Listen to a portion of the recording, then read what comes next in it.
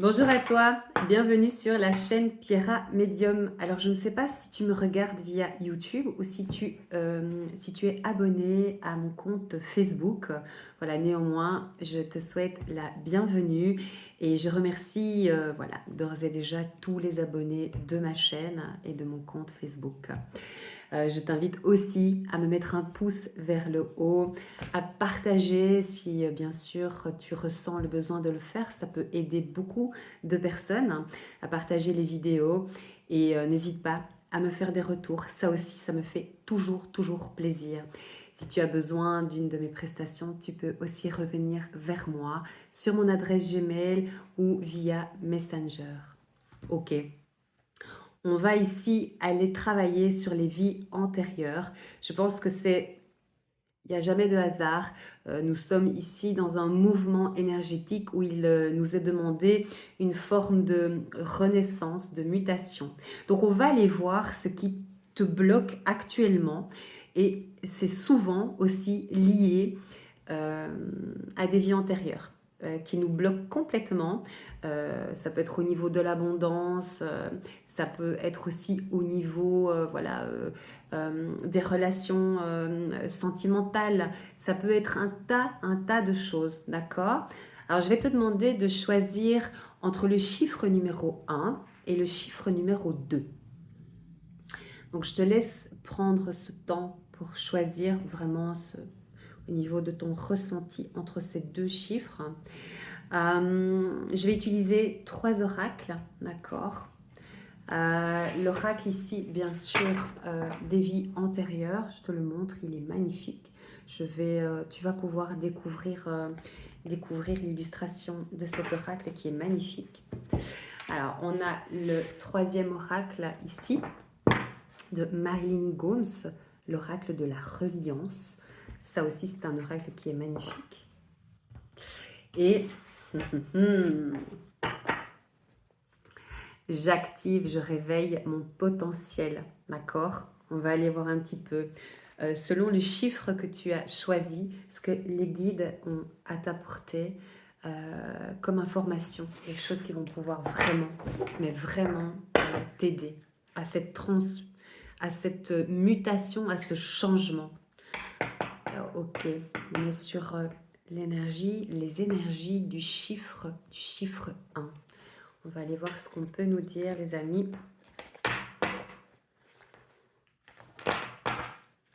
Chiffre 1, merci. Oh, il y en a 2 qui sont sortis.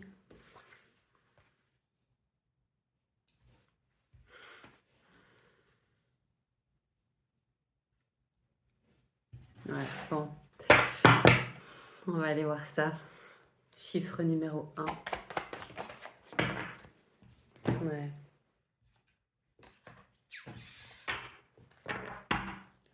On nous a sorti de cartes.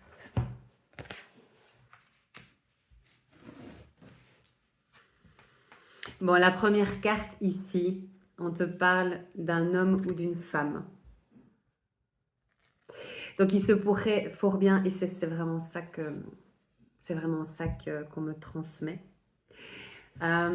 Tu es ici dans une phase où tu te cherches encore. Tu ne sais pas si tu es un homme ou si tu es une femme. En tout cas, il y a cette forme de dualité en toi. Je pense que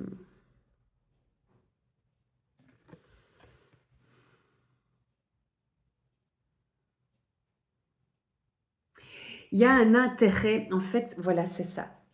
Donc, tu peux très bien être un homme à l'heure actuelle ou une femme, mais tu portes un intérêt assez particulier ouais,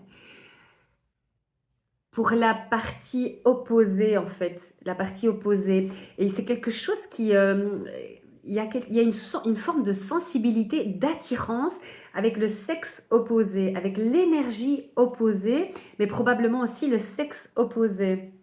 Ouais.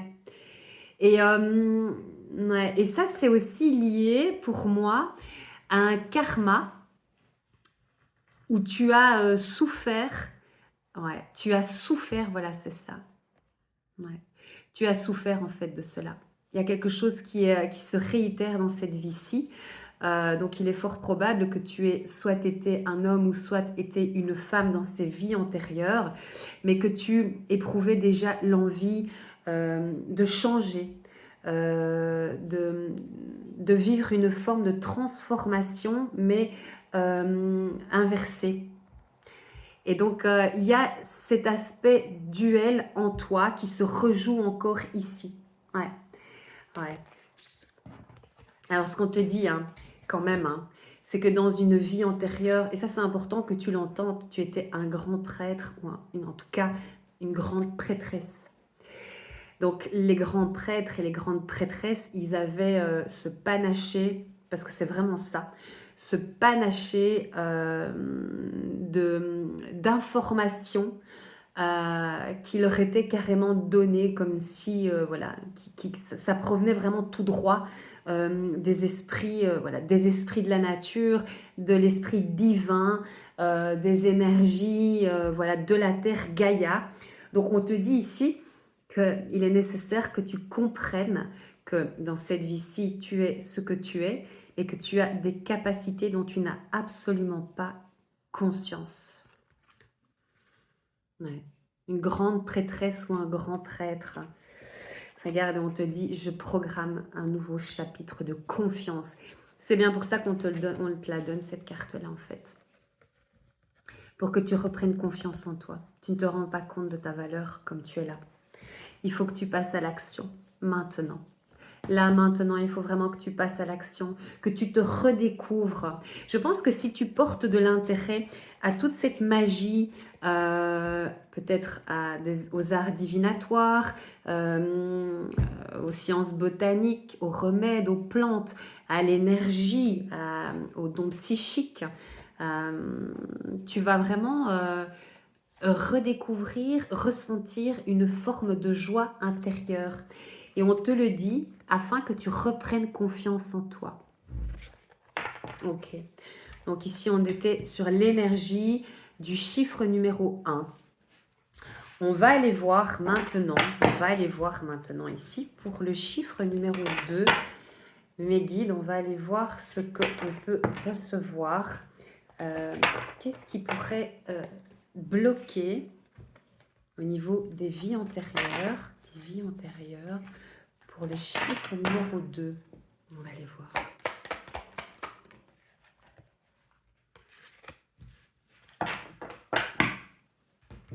Ok. On va aller voir un peu plus loin. Merci mes guides, s'il vous plaît. Pour le chiffre numéro 2.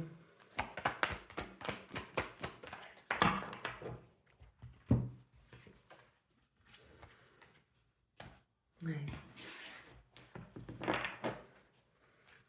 Le chiffre numéro 2, mes guides, s'il vous plaît. Chiffre numéro 2. Ouais. Bon. Alors, regardez un petit peu. Il semblerait aussi que dans une, en tout cas, une vie antérieure qui te pose réellement beaucoup de mal, ici, là, maintenant, dans cette vie-ci que tu incarnes, c'est la blessure de l'abandon. Donc, tu aurais été orphelin, orpheline, et malheureusement, c'est quelque chose qui est marqué au fer rouge quelque part. Mais justement, ça c'est encore des fausses croyances. Il est nécessaire d'aller se libérer de cela. Ça prend du temps, d'accord? Il y a du chemin.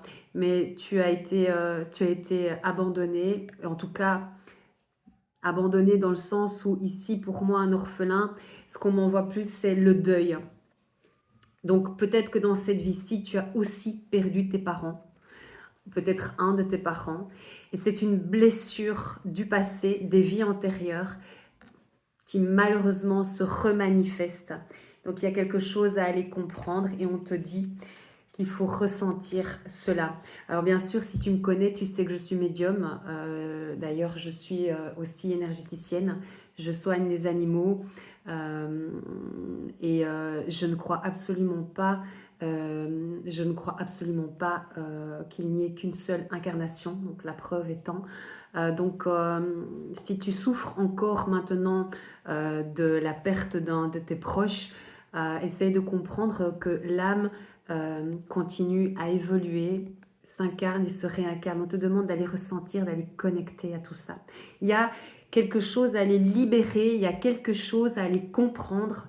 C'est nécessaire pour toi, pour que tu comprennes que l'abandon vécu dans la matière, dans la dualité, est une souffrance, oui, mais une souffrance qui peut être transcendée. Il y a une manifestation à faire. Donc, il faut aller vraiment changer cette manière de penser du fait que la vie s'acharne sur toi parce que tu vis vraiment très très mal quelque part cette forme d'abandon, mais pour moi c'est lié plutôt à un deuil, hein, à un deuil de famille, quoi. Il y a quelque chose dans la famille, dans le transgénérationnel, mais ici on est sur toi.